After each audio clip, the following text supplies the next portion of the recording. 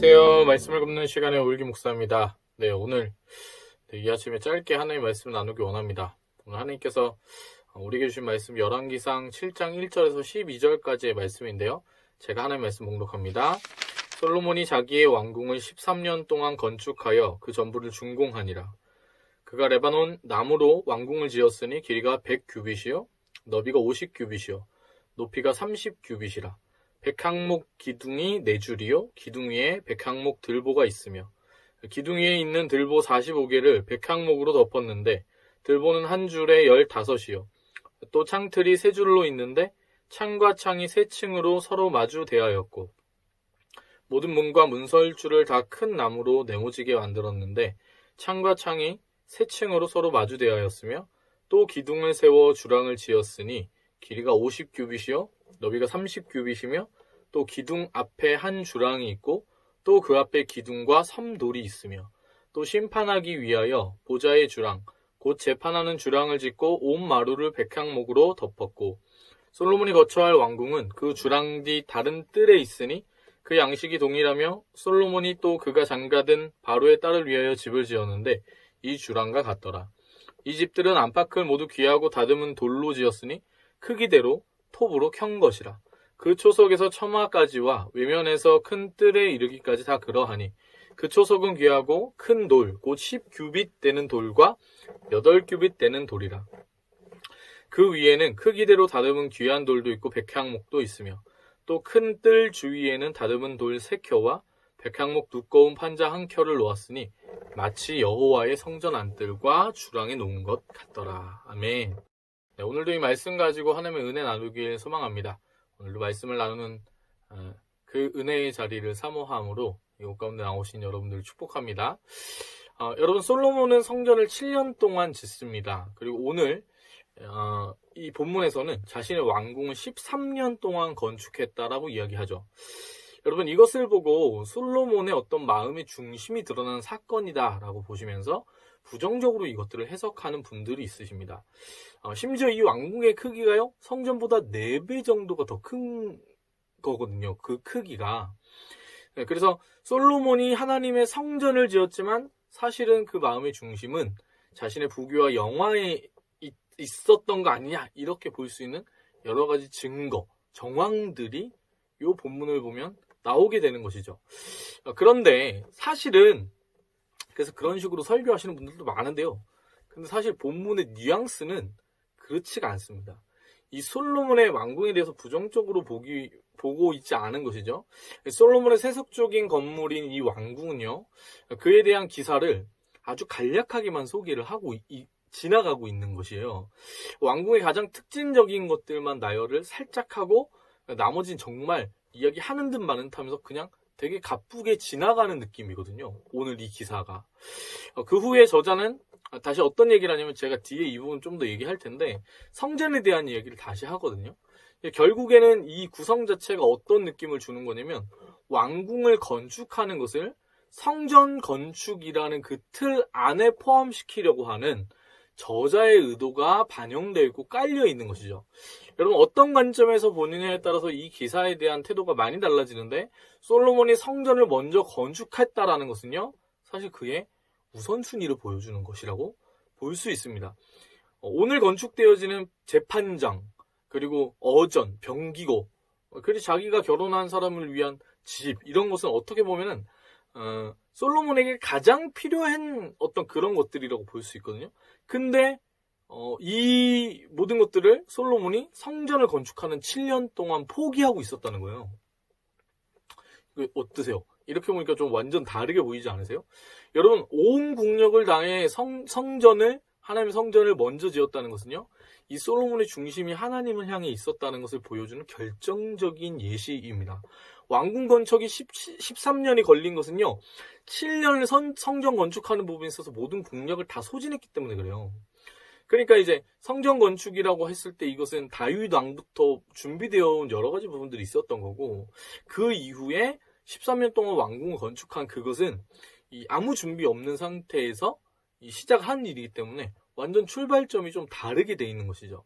다만 오늘 이 기사에서 약간 복선처럼 깔려 있는 부분이 있는데 그게 뭐냐면 8절 이거든요. 8절에 이렇게 써 있잖아요. 솔로몬이 거처할 왕궁은 그 주랑 뒤 다른 뜰에 있으니 그 양식이 동일하며 솔로몬이 또 그가 장가든 바로의 딸을 위하여 집을 지었는데 이 주랑과 같더라. 요 8절이 약간의 복선처럼 들어가 있는 거긴 한 것 같아요. 그러니까 결국에는 이 먼 날 솔로몬이 하나님을 배신하고 이스라엘이 분열되어지고 멸망의 그 길을 걸어가게 될 것임을 보여주는 어떤 장치로 이 부분이 있다라고 보셔도 될 것 같아요. 여러분, 그럼에도 불구하고 이 솔로몬의 그 의도를 어떤 그 순수한 지금 현재의 그 마음을 왜곡해서 받아들일 필요는 없다는 거죠. 12절은 이렇게 이야기합니다. 또 큰 뜰 주위에는 다듬은 돌 3켜와 100항목 두꺼운 판자 1켜를 놓았으니 마치 여호와의 성전 안뜰에 주랑에 놓은 것 같더라. 여러분, 큰 뜰 주위에 다듬은 돌 3켜를 두고 100항목 두꺼운 판자 1켜를 둔다. 이 표현 좀 익숙하지 않으십니까? 이게 어디에 나오냐면 성전을 건축할 때에 쓰였던 표현이에요. 그래서 성전과 동일한 방법으로 왕궁을 건축했다는 것을 알 수 있거든요.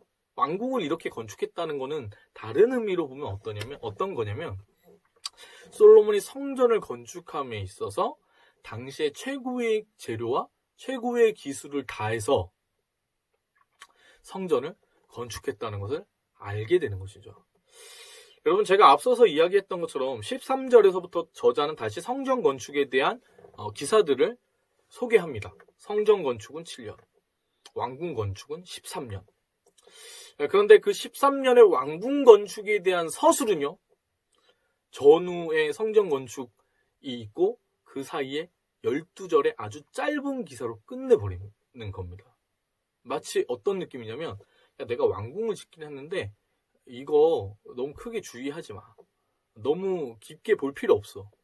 정말 중요한 건 뭐냐면 하나님의 성전을 지었다는 거야. 이게 중요해.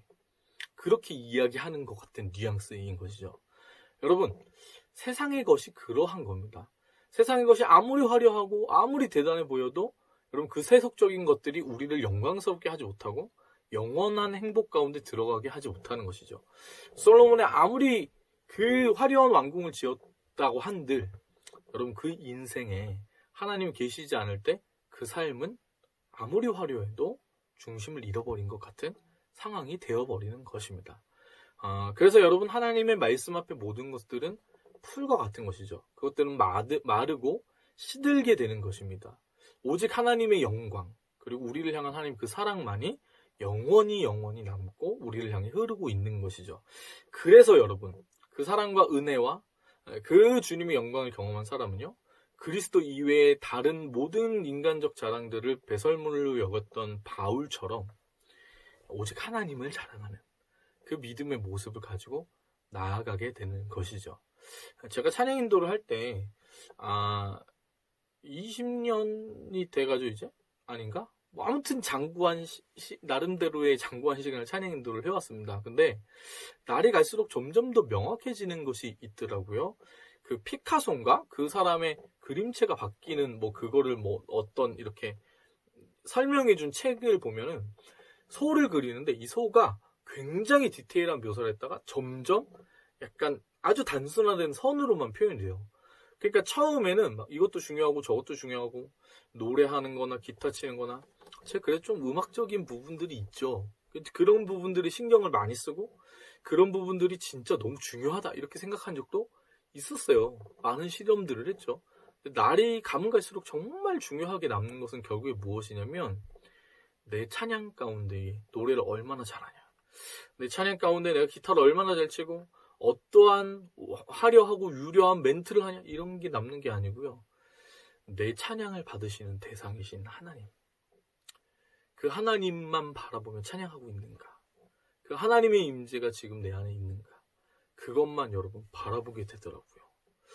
그러니까 뭐랄까, 자랑하는 것들, 우리 안에 이렇게 남겨지는 것들이 점차 주님만 남고 내 것은 사라지는 것들을 경험하는 게 맞는 것인 것 같습니다.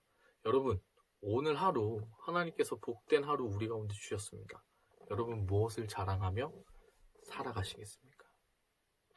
여러분이 거하는 여러분의 삶에 화려한 왕궁을 자랑하시겠어요? 아니면 여러분 그 여러분의 그 삶 가운데 부어주신 하나님, 놀라우신 주님을 자랑하시겠습니까? 오늘이 복된 한 날, 하나님의 이름을 높이는, 하나님을 자랑하는, 하나님을 전하는 그런 복된 한 날 살아가는 저와 여러분이었으면 좋겠습니다. 오늘 하나님께서 우리에게 주신 찬양 함께 나누기 원하는데요. 주님은 신실하고 라는 찬양입니다. 함께 고백할까요?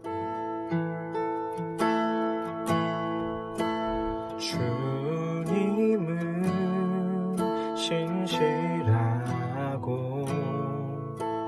항상 거기 계시네. 주 사랑을 뭐라 할까. 주님은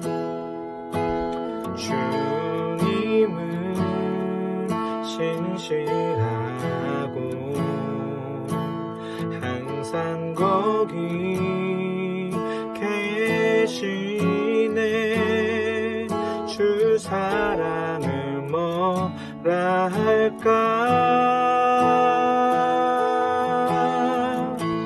주 사랑이 내 생명보다 귀하고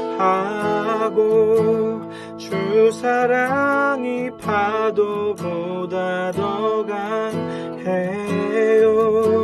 세월이 가고 꽃이 시들어도 주 사랑 영원해. 주님 사랑 신실해요.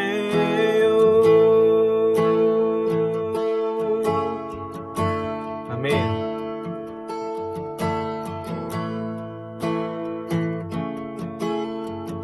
주님은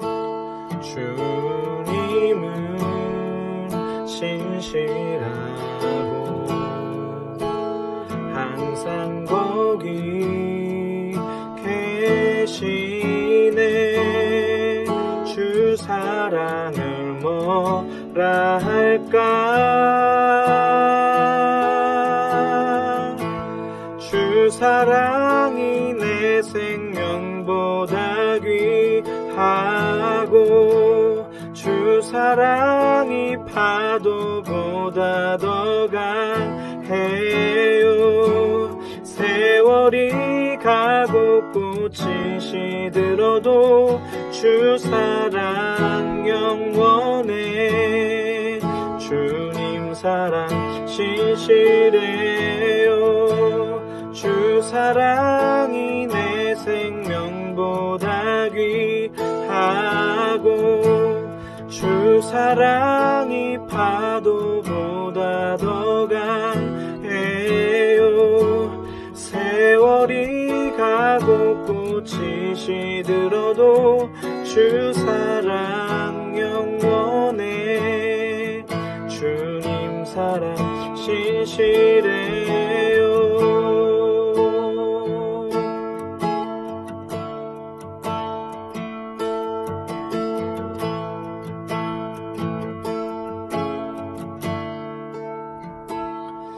하나님, 그래서 오늘 하루 우리의 삶 가운데에 하나님이 그 신실하신 은혜를 우리 가운데 베풀어 주셔서 우리가 주님 그 변함이 없는 주님의 영광과 주님의 사랑을 자랑하게 하여 주시옵소서.